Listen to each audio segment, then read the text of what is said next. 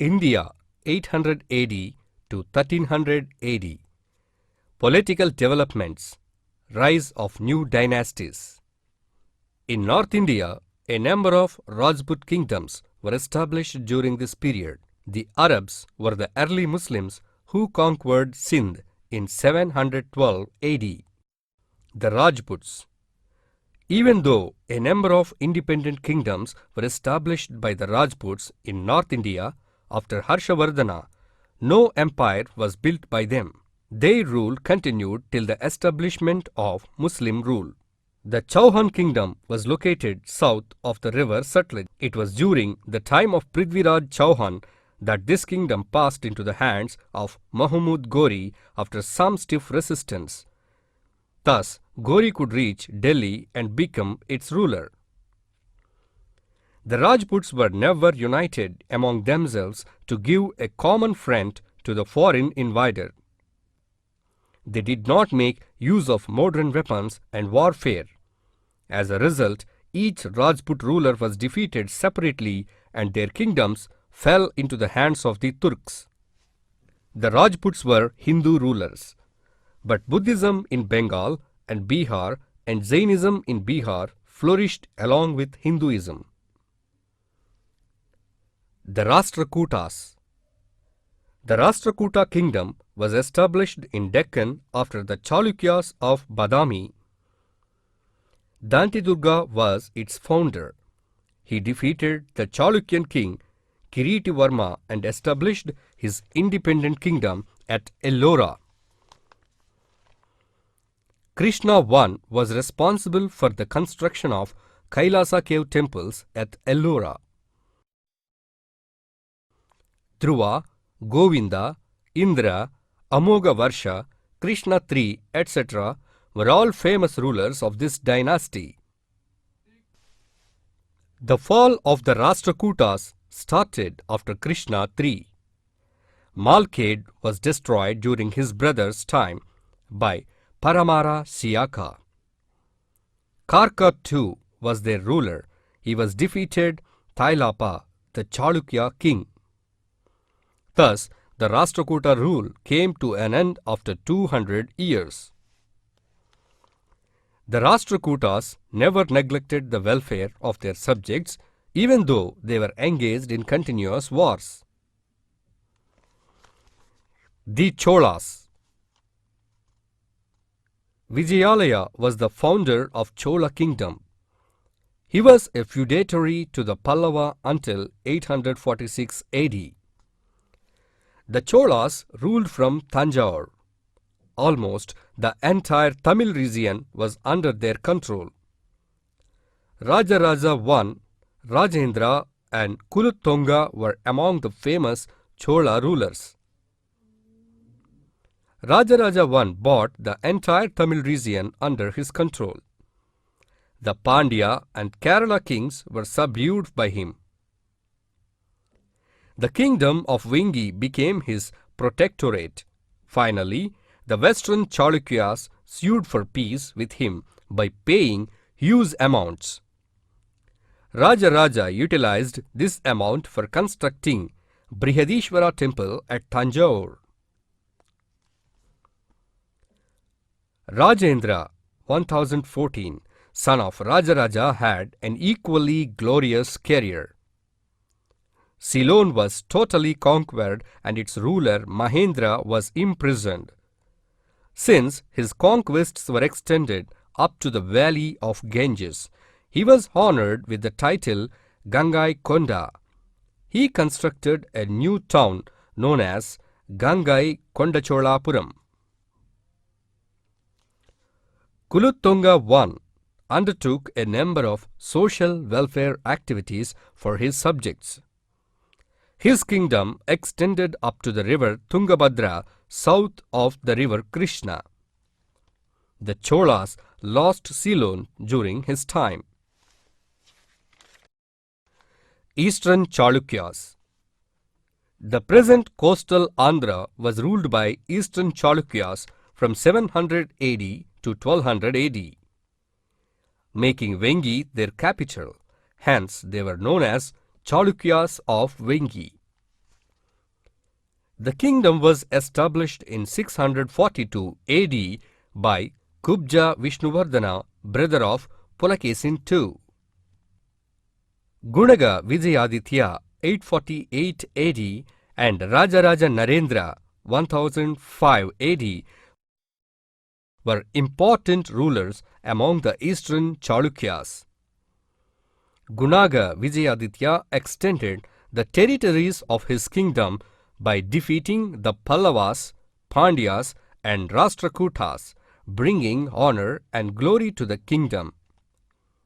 Rajaraja Narendra lost his kingdom twice to the western Chalukyas, but with the help of Cholas he could come back to power. Invasions of the Turks. The Arabs had commercial contacts with India for a long time, but for the first time they invaded Sindh in 712 AD and occupied it by defeating its ruler, Dahir. Those who remained as Hindus had to pay a tax known as jizya. The Arabs could not further extend their kingdom due to the presence of the Rajputs. From 1000 AD onwards, Mahmud of Ghazni invaded India 17 times and defeated the rulers of Punjab like Jayapala and Anandapala. His invasion resulted in the occupation of Punjab. Thus Muhammad Ghori not only spread Islam but also established Turkish kingdom in India. His kingdom extended from Afghanistan to Bengal. The disunity among Rajputs, disuse of latest war techniques, social inequalities and defects in the Hinduism, etc. paved the way for the establishment of Turkish kingdom in India. South Indian kingdoms. The Chalukyas of Kalyani.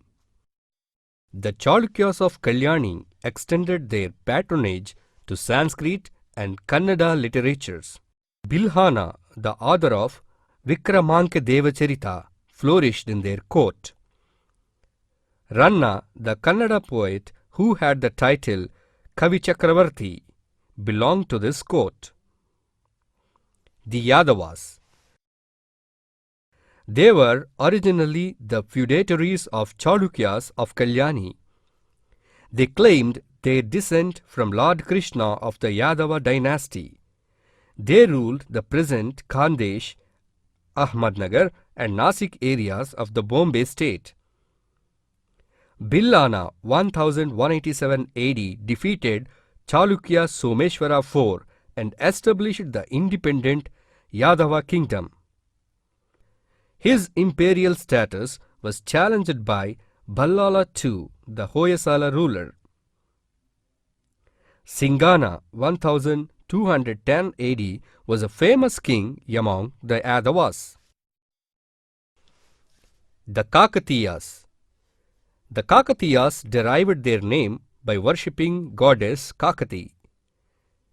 They were originally in the military and defense services of the Chalukyas of Kalyani. Prola I got Hanumakonda from Chalukya Someshwara for their services.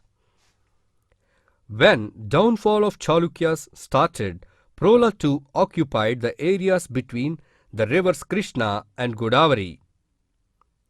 Rudra Deva 1150 AD of the Kakatiyas was a great warrior. The Kakatiyas encouraged agriculture by digging a number of tanks and providing irrigation facilities. Sanskrit was patronized. Jayapa wrote Ritaratnavali, an original treatise on dance. A number of writings of Palakuriki Somana on Veerasaivism came out. Tikkana, who translated Mahabharata into Telugu, belonged to this period. The Hoysalas. The Hoysalas originally belonged to Mysore. They served under the Cholas and Chalukyas and rose to power. The Hoysalas ruled for nearly 200 years, conquering and annexing the areas surrounding Mysore as independent rulers. They made Dwarasamudra their capital. It was during Bittiga Vishnuvardhana's time that they rose to eminent position.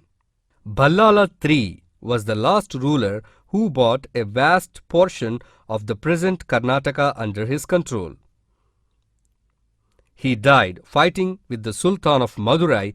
Finally, the Hoysala kingdom was annexed by Harihara and Bukkaraya, the founders of Vijayanagara kingdom.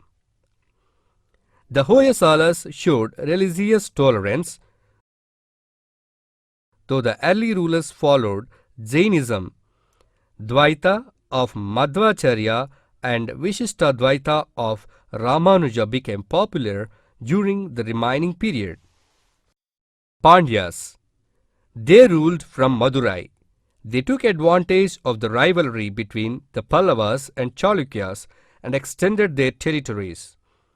It was extended up to Coimbatore by Jalita Parantaka by 900 AD. Here he performed Virabhishekam. Kulashekara, the next ruler, led a successful expedition up to Ceylon. Finally, Sundara Pandya could defeat Veera Pandya with the help of Malik Kafur. Kulashekara's sons ruled the Pandyan kingdom one after the other. Finally, the kingdom passed into the hands of Muhammad bin Tughlaq in 1328 AD. Administration of important dynasties. During the medieval period, almost all dynasties had centralized monarchy in their administration. The regional kingdoms that were established followed the traditional administrative pattern of the Guptas or Harshavardhanas. The South Indian rulers like the Rashtrakutas, Eastern Chalukyas, Kakatiyas, Western Chalukyas, etc. also followed the traditional centralized administration. Land revenue was the main source of income.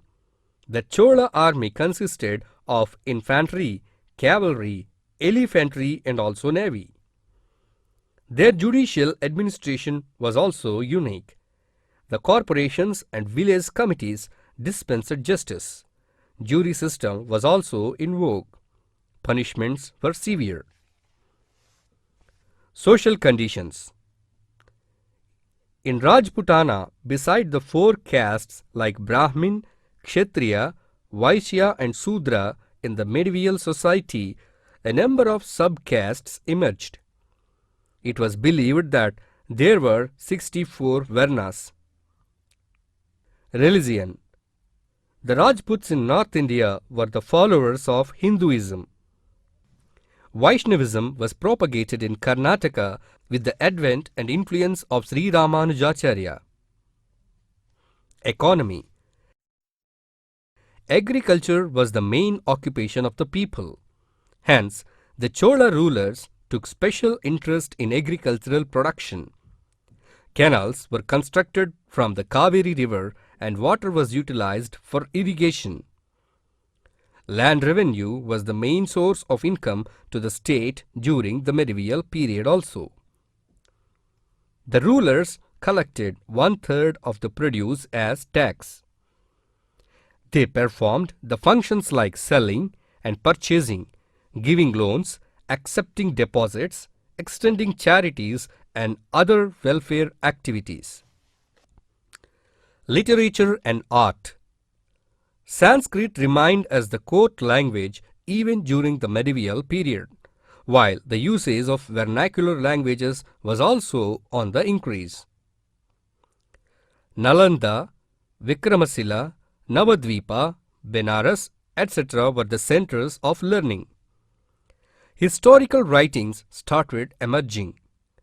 Kalhanas, Rajatarangini, Bilhanas, Vikramankacharita might be considered as such writings.